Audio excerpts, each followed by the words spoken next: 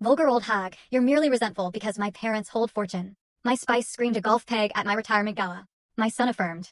Can you imagine spending 37 years dedicating your life, working your fingers to the bone, only to have your own son stand by, nodding, as his wife publicly calls you a bitter old hag at your own retirement party? It was supposed to be my moment, a celebration of nearly 4 decades as a bookkeeper.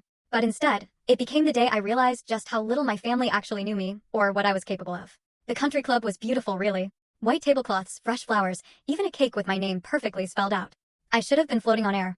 But I stood there, frozen in the middle of the reception hall, watching my son, Damon. He just nodded in agreement as his wife, Fallon, tore into me. Her voice, sharp and high-pitched, cut across the suddenly silent room like a physical slap.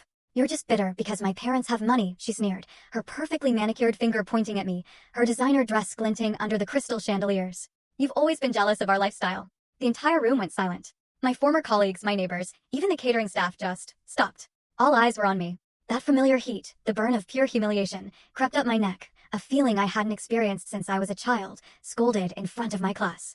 Then Damon, my son, chimed in, his tone infuriatingly casual, almost bored. Really, Mom? You're not useful anymore. Why don't you just accept that and stop trying to insert yourself into our lives? Not useful anymore. Those words echoed in my head, a cold, hard truth that twisted my gut.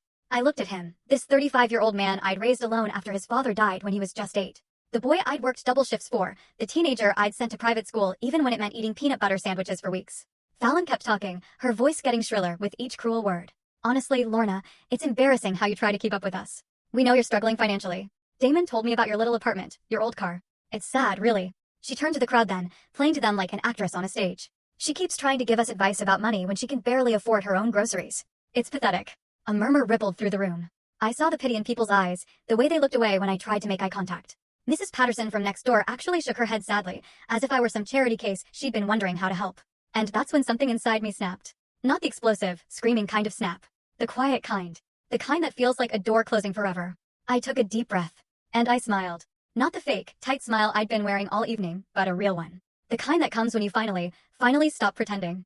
Fallon, sweetheart, I said, my voice carrying clearly across the silent room. Since you brought up money, I think it's time we discuss something. She rolled her. Full story on the channel. Link below. Click now and watch what happened next.